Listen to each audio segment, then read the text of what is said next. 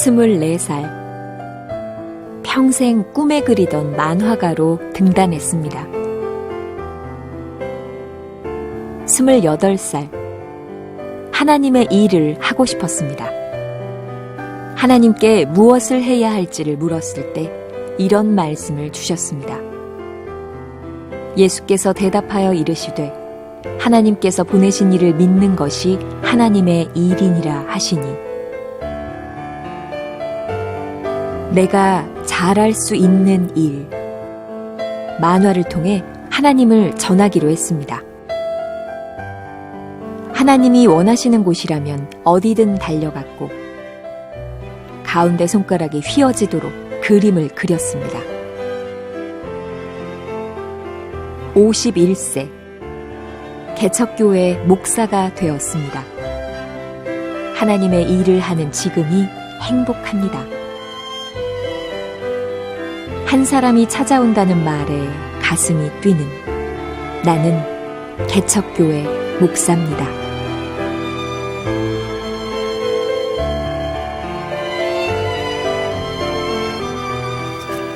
네, 반갑습니다. 저는 조대현 목사입니다. 저는 오늘 지하철을 타고 방송국을 왔는데 지하철 안에 많은 사람들을 보게 되었습니다. 지하철 안에 이런 사람도 있었고 또 이렇게 생긴 사람도 있었습니다. 또 어떤 사람은 열심히 스마트폰을 하는지 이렇게 아래쪽을 쳐다보면서 유상한 미소를 짓는 이런 사람들도 있었습니다. 제가 이들을 보면서 한 가지 생각했습니다. 과연 저들은 지금 행복한 삶을 살고 있을까? 제가 또 여러분에게 한번 질문하고 싶습니다. 여러분 지금 행복하십니까?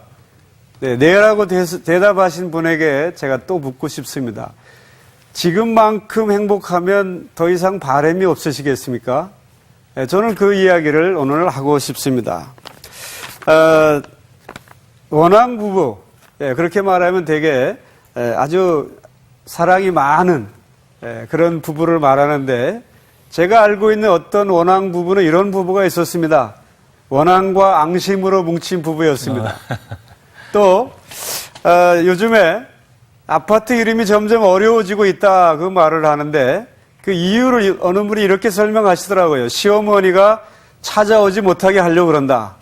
그런데 어떤 시어머니는 더 머리가 좋아서 시누이를 데리고 기어이 찾아오더라, 그런 말이 있습니다.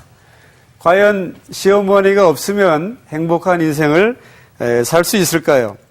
한 경로당에 가서 할머니들에게 물어보았다고 합니다. 다시 태어나도 지금 그 할아버지와 다시 결혼하겠습니까? 대부분 아닙니다 라고 말하는데, 한 사람은 나는 결혼하겠다 이렇게 말했다고 합니다. 그래서 이유를 물어보니까 그놈이요, 그렇게 대답했다고 합니다. 자, 같은 인생을 사는데 어떤 사람은 행복하고 어떤 사람은 이렇게 미워하면서 살고 있습니다. 주변에 많이 보이는 그 패스트푸드점에 가면 많이 눈에 띄는 색깔이 있죠. 무슨 색입니까? 빨강색과 노란색입니다. 이 빨강색과 노란색은 멀리서 봐도 눈에 잘 띄고 식욕이 돋게 하고 실증이 나는 색입니다. 그러니까 빨리 찾아오죠. 시켜서 맛있게 먹습니다. 실증이 나니까 빨리 나갑니다. 자기들이 원하는 바를 다 이루게 되는 것이죠. 대형 매장에 가면 창문이 없고 시계가 없다라는 말을 합니다. 다 잊어버리고 열심히 쇼핑만 해라, 이런 의미겠죠. 우리는 이처럼 색깔에 의해서, 문화에 의해서 지금 많은 부분에서 조종당하고 있습니다. 본인이 원치 않아도 문화에 휩쓸리게 되면 우리는 그 문화에 따라가게 됩니다. 그래서 그 사람들이 찾는 행복을 진짜 행복으로 오해하는 수가 생길 수 있다는 것이죠. 자, 배가 아픈 사람이 있고 배가 고픈 사람이 있습니다. 거리를 나섰습니다. 무엇이 눈에 보일까요? 배가 고픈 사람은 식당 간판이 보일 겁니다. 배가 아픈 사람은 약국이 보이겠죠. 우리 사람들은 자기가 보고 싶은 것을 보고 산다는 겁니다. 원하는 것을 찾고 만나고 싶은 사람을 만나며 살고 있다는 것이죠. 내가 원하는 행복을 찾기 위해서 성공하고 돈을 벌고 열심히 노력하고 있다는 것입니다. 그런데 그 행복의 기준이 모두 다르다는 데 문제가 있습니다. 그래서 우리는 하나님 안에서 행복을 찾을 때에만 진짜 행복을 맛볼 수 있다. 그것을 말씀드리고 싶습니다.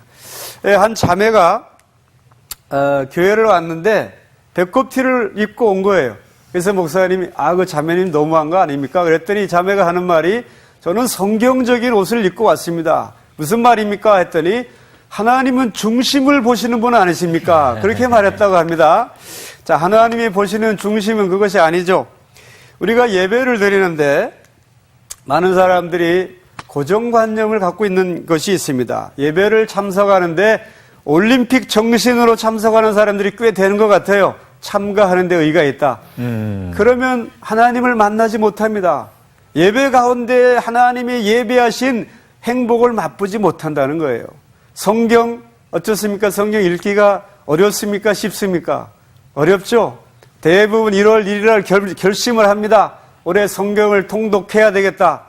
어떤 두 장로님이 결심을 했다고 해요. 서로 우리 꼭 읽읍시다.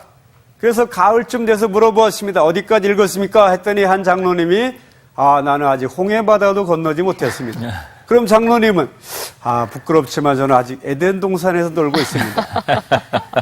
성경을 제대로 알지 못하고 읽지 못하면 하나님께서 성경 안에 감추어 두신 행복을 찾을 수가 없다는 것이죠. 인간의 마음 속에는 하나님이 아니면 채울 수 없는 구멍이 있다고 합니다.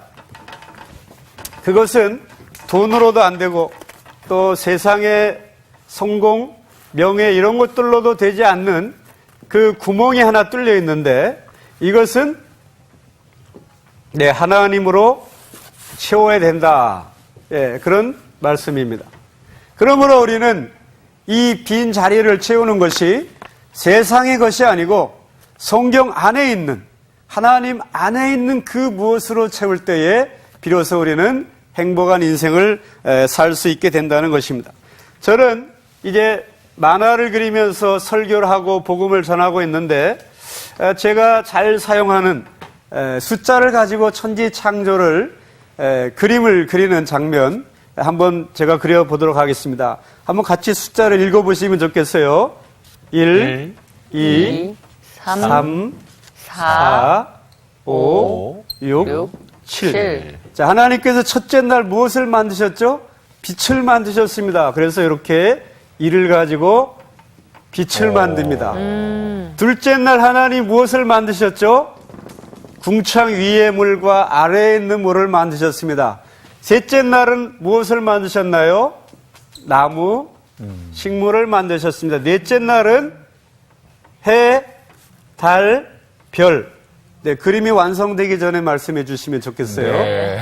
자, 다섯째 날은 물고기. 그리고 많은 새. 여섯째 날은 동물. 그리고 남자, 여자를 만드셨습니다. 자, 일곱째 날은 무엇을 하셨어요? 쉬셨습니다. 만화에 보면 이렇게 쉬는 표시를 합니다. 자, 하나님께서 이 세상을 만드신 이유는, 그리고 인간을 만드신 이유는, 인간에게 만물을 맡기신 이유는 하나님과 교제하며 행복하게 살라, 그런 의도에서 만드신 겁니다. 그러므로 사람이 행복하게 사는 것은 당연한 겁니다.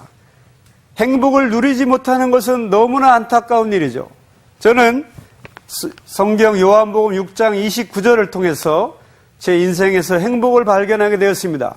하나님께서 예수님을 보내주셨는데 그 예수님을 믿는 것이 하나님이 가장 좋아하시는 일이시다. 우리가 할 수 있는 최고의 일이다. 내가 예수님 믿고 구원받고 하나님과 관계가 회복돼서 행복을 누리는 인생, 그것이 하나님이 가장 좋아하시는 일이라는 것이죠. 저는 이 말씀을 통해서 제 인생이 변화되었고 또 이 말씀을 붙들고 지금 복음을 전합니다.